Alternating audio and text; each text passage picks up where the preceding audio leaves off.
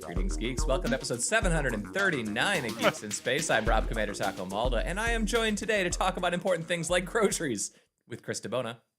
Hello. And Rob Roseboom. Hello. And not here, but currently pictured, Cliff Lampy.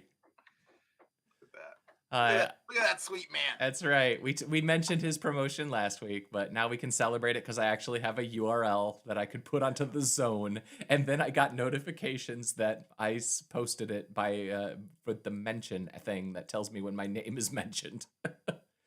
Wait, your name was mentioned? No, but because I posted it, that counts as a mention. Ah, it's a dumb well app. done. It's a dumb app. What's the name of the app? It's just mention. It's just one of those random alerts programs. Do you have a mention set for mansion? Because then you could have mention talk. That would be fun. Whenever mansion is mentioned, you would be pinged. And if mansion bought a mansion, would mention tell you whenever mansion went to and from his mansion? It's my mission to get a mansion. Is it your mission to get a mansion? This is getting like Inception now. Yep. I can't follow. It's getting mushy. Mention. Yeah. So, I mean, good for Cliff. I'm glad he's finally doing something with his life, right? Yeah. I mean, he was, we weren't sure if he was going to make it. I know. I mean, do you know how long he was an associate professor? Long time. I know. And now we have to come up with all new jokes to make fun of him. No, we can still use because he's a dean. We can't just get imagine new ones now, what kind of jokes we're going to make. Nope. No clue that what three letters of associate dean you chose to highlight for our podcast listener. Yes.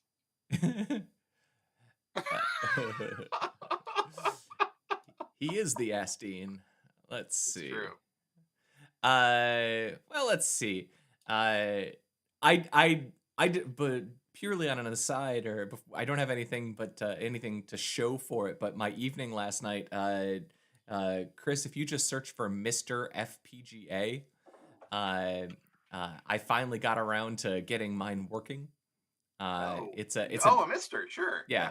So I've got my Mister going now, and actually you can't see it here, but I've got Sewer Shark playing on a loop, which is a Sega CD game from like 1992, 93, like right back in the era of the congressional hearings, when they got in trouble for Night Trap. So I've got this going, and I got the sound working. It's great. Eventually I'll get it into my capture card. But I'm just super tickled because now I get to play. Last night I played through like half of Super Mario 2 on it, and I didn't realize that I was sensitive to lag, because the retro gamers always talk about how RetroPies, they suck for lag, but they're right, because like I was better. Yeah, there you go. There's some Night Trap. I was doing better playing on the FPGA because the RetroPie inserts little bits of lag all up and down the chain, and it's just enough. Mr. is accurate. Mr. is, Speaking of lag, does it appear that I'm frozen in time? It does. You are frozen in time. Okay, great. What do you think that is? I've been working on my stillness, and my ventriloquism, so are you impressed? You're zen. Well, what's funny about it is, so's your background, your animated background. So it's the Hangout or the Meet. Weird. Whatever Google is calling this chat application. No. We changed it. It's now Kevin is what we're calling our communication. Let me do some things a moment. So, do some things. The thing I was going to mention was the self-checkout line is wonderful. Yeah, the self-checkout line and the efficiency, because right before the call, I explained that I won't go through the checkout line if I have more than like 2 vegetables, because it takes too long for me to look up the codes. You just go vegetable. You start spelling the vegetable, and then it says, put it on the scale, or is it on the scale? And you go, yes. And then I don't know that mine has a spelling. I have to like navigate through a list, and then I have to figure out that. I assure you, there is a way to get to it. I mean, So, there's only like 4 vendors for these things, right? The thing I was going to tell you, though, and this is very exciting, is the trick for all self-checkout machines is you take something heavy like a cauliflower. Okay. Yep. You scan it, and then when you put it onto the little weighing thing on the side, that's when you take your paper bag, or if you're getting a bag from the store, and you put it in the bag and put it on the thing at the same time. Oh, efficient. No. Life hack. Because if you put a paper bag by itself, it doesn't weigh enough. And if you lift something off the scale, the scaled side, to put it into the bag, it goes calling associate. I think my grocer doesn't have the scale on the bag side. It does. Who's your might. grocer? It's called Bush's. Just a local Michigan chain, I assume. It might have a scale, but they tore out their entire. They've had like 2 or 3 different self-checkout systems over the years, and they finally put in one that's not horrible. All right, that's no fun for other people. But Rob is gone. Right. You say that, but well, let's talk about Ferris Bueller for a minute. 1 second. So, here's your model. Okay. Installing it. That looks pretty close. Yeah. So this here is your laser scanning area, but it also has a built-in scale. Yeah, but not. And then these usually have a built-in scale as well. This one I don't think has a scale. Let me put it a different way. I have not got the notification that I need to put my damn thing in the bag, and then it beeps and beeps and freaks out because I haven't put my bread in the bag fast enough. Yeah, I just have a problem with self-scam on a principle sort of self-scam level. You don't like robots taking their jobs? It's just like a lazy way for them to make more money, basically. I feel like if I'm gonna have to do that, I should be able to just order it and then you pack it for me if that's the way you're gonna run your place. I don't want every store to be like Aldi's. I'm not German. I'm an American. I'm like American. A bagger. If I'm not paying some teenager to pack my bags, what good am I? Yes.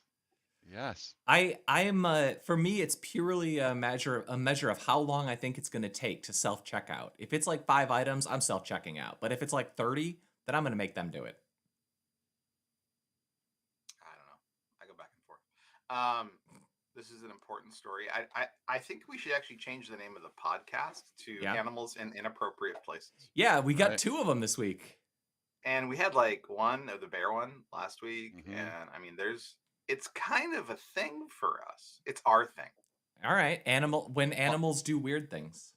I'm telling you, this is the beginning of the end, is what this is. So this story is a seal. It's an adorable end. Yes. Well, until that seal drags you into the ocean and drowns you. Oh, yeah. It's their way. If you're lucky, it just drowns you. It's so cute, though. Look how adorable that thing is. Are seals? Quote my children. Are seals sexually aggressive like dolphins? I think sea lions are the sex pests of the ocean. No, seals are like that too because they have harems. Oh. Like there's usually one bull that has quite a few ladies on a beach. So yeah, this story is that a seal broke into a house and it just kind of lives there. New Zealand. In New Zealand. Someone who owns a ping pong table. Not to be confused with an Israeli animal who broke into a bank. Yep. Yeah. The bull is a little more impressive. Bonk. He just lost his ATM card. Yeah. He's trying to find someone to help. You know Have you how hard tried it to is? replace an ATM card at a bank? They're like, no, you have to call the main office. Come back. You have to call the main office. We can't help you here.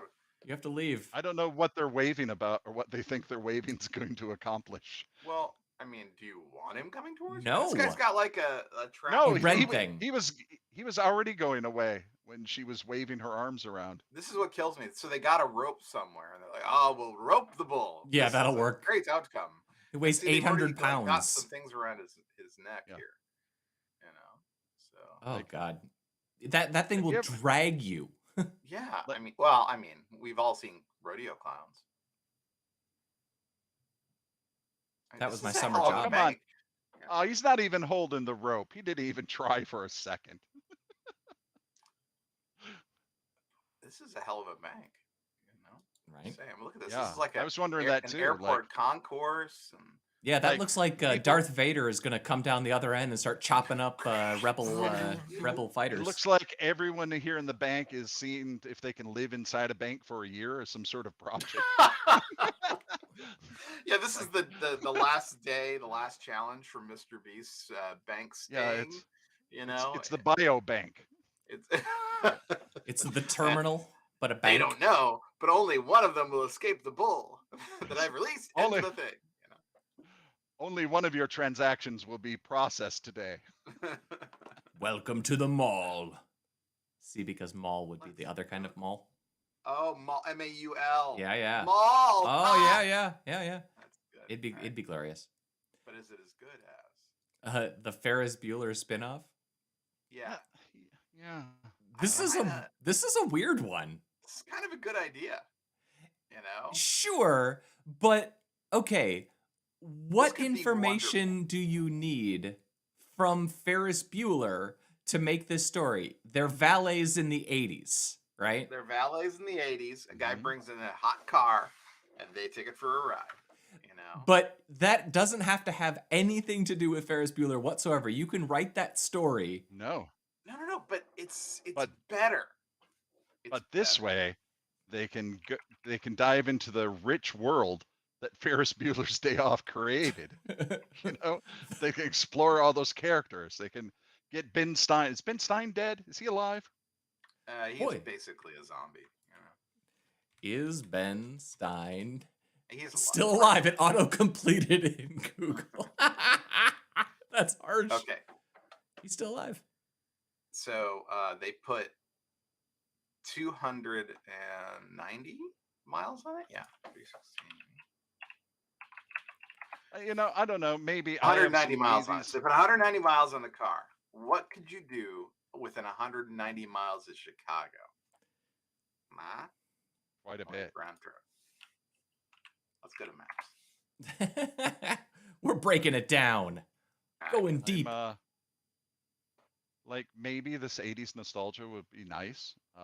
I was surprised. I really liked Cobra Kai for about 2 seasons. Yeah, I agree. Because I thought it was super fun, and then it gets just into nonsense. It just turns into a high school drama show. But for sure, the first season in particular, I thought was it tickled that 80s bone. You know what I mean? It hit all the right areas. They did a really good job. Yeah. Okay, so stick with me. It looks like you can drive to South Bend and back. You can go to Kalamazoo. You could almost make it to Grand Rapids if it was one way. So you could go to the Bell's Brewery in Kalamazoo and get really drunk and then drive back. Yeah. You go to Kenosha. You could go to there's a museum in Kalamazoo that has an SR-71. So you could go steal an SR-71 and fly it back. Yeah. Watching this though, or seeing this, it makes me Milwaukee. Think they should do other spin-offs kind of like this. Like I would love to watch a show like sort of like as a hoarder spin-off, but with the people who have to clean up the mess from the Stay Puft Marshmallow Man exploding. Because you know how long that would take to clean that building? No, so long. You'd have to tear it down. I mean, it'd be covered in that stuff. Yeah. I mean, I don't know. Like would it really take a story long? about the people who were hired to clean that up and what sort of bio, the janitors. Isn't that like the Damage Corps or whatever in Marvel, though? Oh, yeah. Yeah. Except for done correctly and with sugary substances. Right. Yeah. I'm in. Sign me up. It actually would kind of make sense to spin something like that off of Ghostbusters, because Ghostbusters are essentially just janitors that are, cleaning up, cleaning up ghosts. Yeah, right. Well, they've done things on like crime scene cleanup people. Yeah. There was the Sunshine Cleaning Company or whatever. It was actually kind of a good movie. It was a great movie. Yeah. Well, it was a good movie. I don't remember if it was. You know what I watched yesterday? Did you watch yesterday? In my long-standing thing of I'm now trying to expose my 12-year-old to everything awesome. Mm-hmm. Last night we watched Con Air. Oh, give me back the bunny. Yep. I think you might be doing it wrong then if you started with Con Air. I assure you, we did not start with Con Air, but that was last night's installment. We haven't really gone through the oeuvre of Nick Cage. But he did watch the episode of Community where Abed does all the Nick Cage impressions. Oh, really? And so he knows who Nick Cage is entirely via Abed in Community. Wow. All you need to do is show him Leaving Las Vegas and Mandy. Oh, yeah. I'm sorry. And you covered it. Raising Arizona. Oh, Raising Arizona, too. I'll throw that one in there. Those are the 3 pillars of the Nick Cave career, basically. Oh, and Wild at Heart. Each one of those movies sort of wraps up a portion of his movie career. But I also am a big fan of The Rock and Con Air, like the epic Nick Cage 90s. What about the one where he steals the Declaration of Independence? National Treasure. National Treasure. No, you know, if the boy likes the Nick Cage, I'm willing to step through National Treasure. The first one's fun. I have to tell you, the only problem with National Treasure is what's her name? The only problem. The one who's basically, he might as well have starred next to a board of wood. She's so bad. I've like never seen. I don't know. Like when I see her on a movie poster, I'm like, there's no way I'm ever cancel, undo. Oh, she's awful. Diane Kruger. I guess I have to look her up. I don't know what she looks like. She's so dull, and it's not that she's unattractive. I mean, she's a movie person, whatever. No, she was so bad in the movie. You know, it's like I figured she had some sort of like brain injury or something before acting. Oh wow, she's almost my age. Yeah, all right. And look what your brain injury did to you. Oh man, I'm nuts. Oh, she did have a brain injury. What, seriously? No, dude. Yeah, that's not funny. I would have felt bad. I just want you to feel bad for just a second for crapping on Diane Kruger. She did nothing to you, Chris DeBona. What do you got against Diane? Yes, she did. She acted poorly. She was in Arsenal. What a lovely lady. Pig. I mean, this guy, I've said it before. I'll say it again. Nick Cage, hardest working man in Hollywood. I'll kind of watch everything he's in. His Ghost Rider was terrible, but I watched it. Wasn't it? You know. Did you watch the second one though? That one's even worse. So much worse. I didn't. Yeah. Lord of War was fantastic. There are some like the adaptation is good. Yeah, he's in some great movies and like stuff. And he's a great actor. He just, it seems like whatever one is on top is the movie he does next. And next, gonna get me a pool. Yeah. That's right. All right. Well, let's see here. Let's look at the James Webb picture. While we're looking at it, because we have to check in on James Webb every week and see how he's doing. There you go. There he is. Oh, he took a picture of Jupiter. Goodness, that's beautiful. Isn't that cool? Holy crap. I wish they would color correct the spot. I need my spot red, like it was when I saw it as a child. I can't handle the back when Pluto was a planet. Yeah. I don't know what's going on with that. My world's turned upside down now. Thank you. You got as a palette cleanser. Yeah. There you go. There we go. Oh yeah. Whew. Oh, that was close. I can relax now. Doing okay now. The red spot's still red. It's like a warm hug from space. Like I screwed up and woke up in the wrong universe today. Yeah. And now my Jupiter spot is red again. That was close. All's right for the world. We're idiots. Okay, so I think the only other story that we had on the list was that Netflix one, and I only shared that because we were talking about that last week. About how Sandman looks weird. And I can't put my finger aesthetically on what it is about the look of Sandman, where it looks weird to me. It's a little too BBC. Yeah, that was that's the only thing I can think of is that it feels like it was shot at a different frame rate, or the colors are graded weird. There's something about it weird. But this article actually talks about the Netflix standards. Look. Netflix has rules for all of their shows about resolution, frame rate, and they have a list of cameras that you're allowed to use for Netflix shows. Yeah. And then you have to have a certain percentage of your show shot with approved cameras. Like you can do insert shots, with different cameras, and that's fine. but the bulk of your show has to be shot probably with like the Arri Alexa and like a handful of it. You can't shoot it all with your iPhone. And that also includes things like bitrate and color depth. And since Netflix charges a premium to subscribers for Dolby Vision, you're expected to film with HDR. And all of these things together are leading to a lot of Netflix shows having a similar look.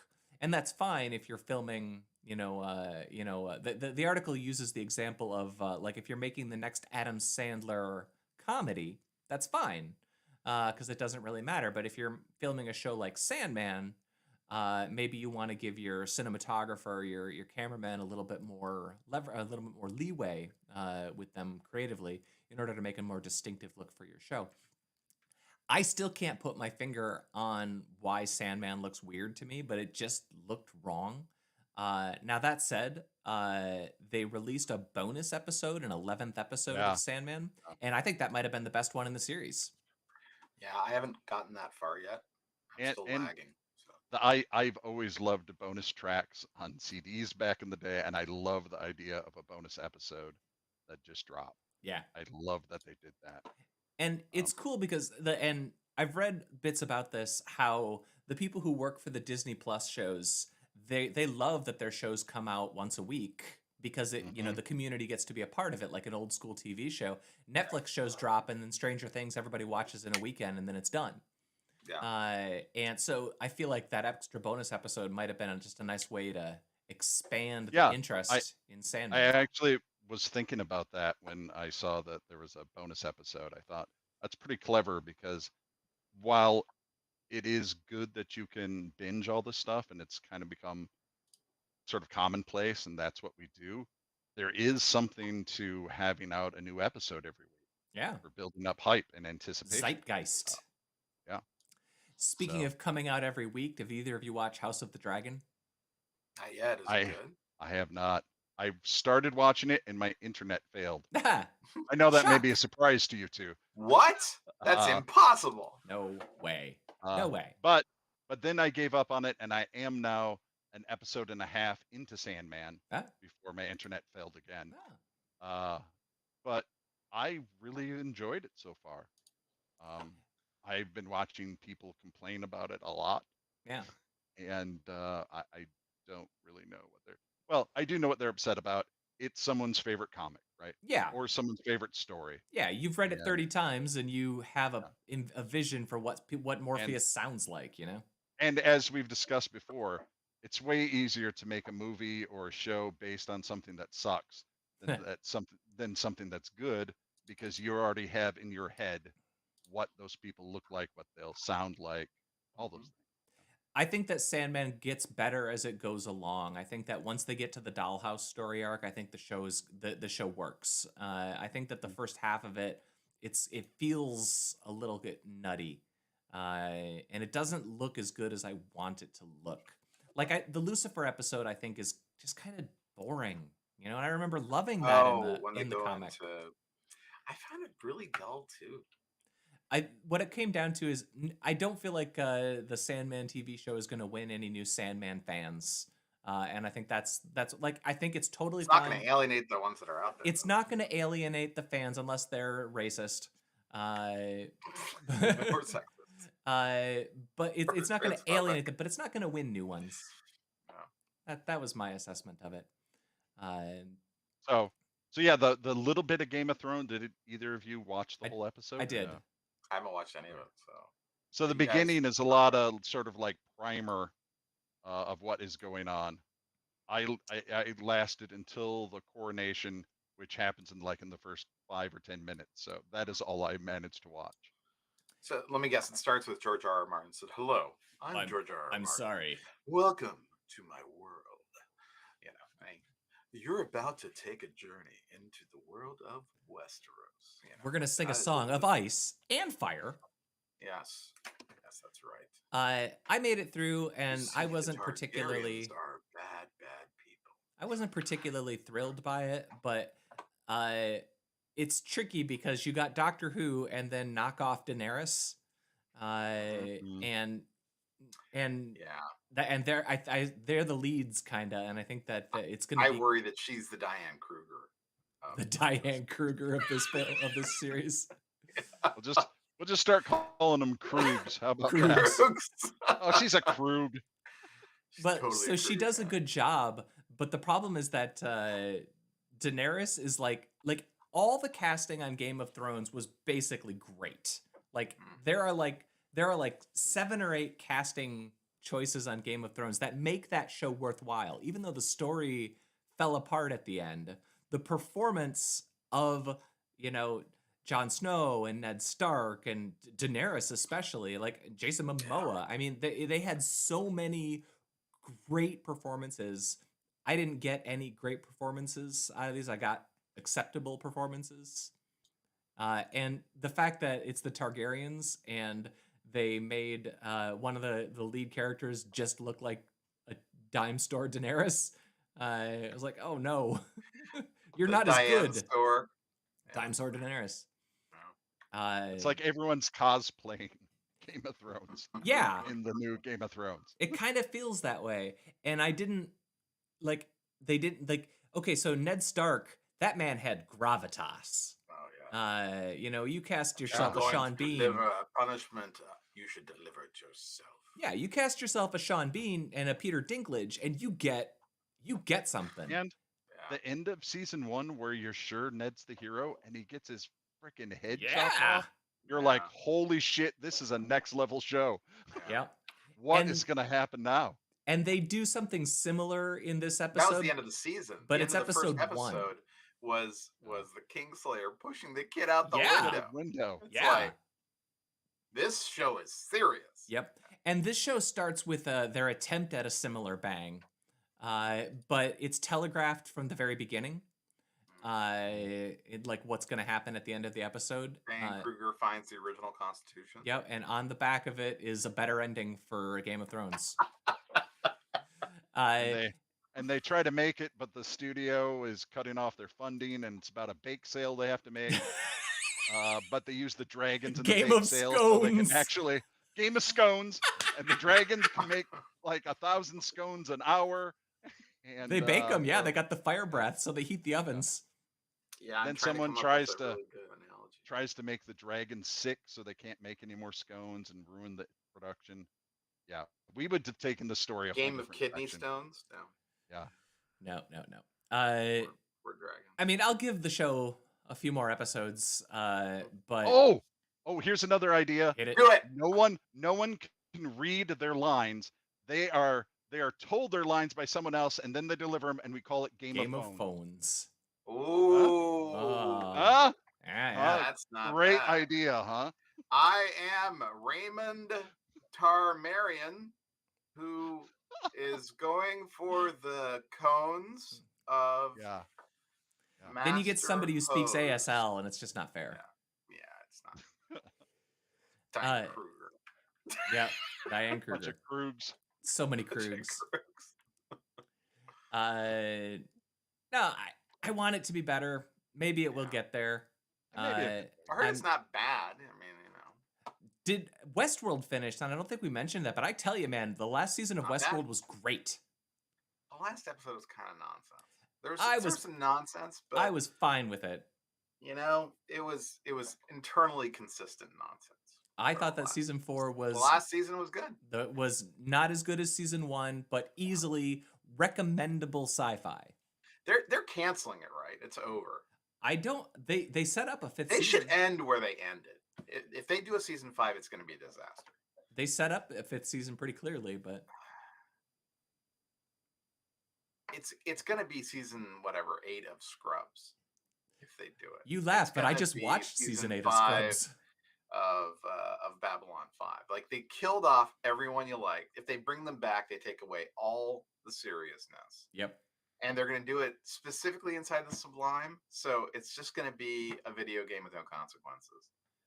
Like, we're going to literally be watching AIs kill each other over and over and over again for a season, and not even the ones we like. You're not wrong. Yeah, I think they should just end it here and say, and that's it. I want to see one more season. you know, and like show the battery like ticking down for the Sublime, you know. No, I want to see one more season. I think that they earned it. I think they did a good enough job with this that I'd like to see them put a bow on their show. It's gonna be bad. If the wheels had fallen off, if the wheels had stayed off for the first 2 episodes, I would have been out. But you know what? You told me a story that I enjoyed, and that was one of the first things I tuned into on Monday morning.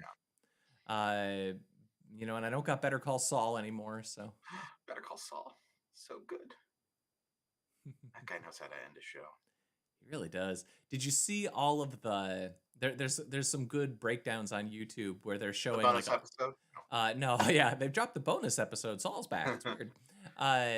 Where they showed all the parallels between the opening episode of Better Call Saul and the closing. Oh, I did. There was some really cool ones. In the first episode of Better Call Saul, spoiler alerts, there's a shot where the FBI agent takes a cardboard cutout of Saul and throws it in a dumpster.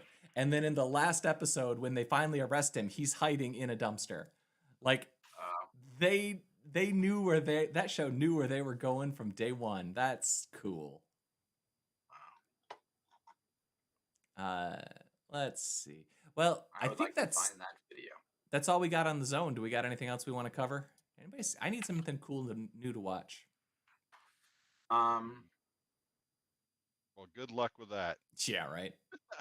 I'm not watching stuff. My to-do list is down to nothing. I've got literally nothing on my list that I have to watch. So I guess I'm gonna go play Night Trap on a simulated Sega Genesis Mega CD. Well, you know, I hope you enjoy your congressional hearings later. That's all I have to say. That's right. That's right. Well, let's rock and roll, gentlemen. Goodbye, Robert Wisbon. Yeah. Goodbye. Goodbye, Chris DeBona. See you. That was episode 739 of Geeks in Space. I was Rob Commander Taco Maldo. We'll see you Friday. Bye-bye.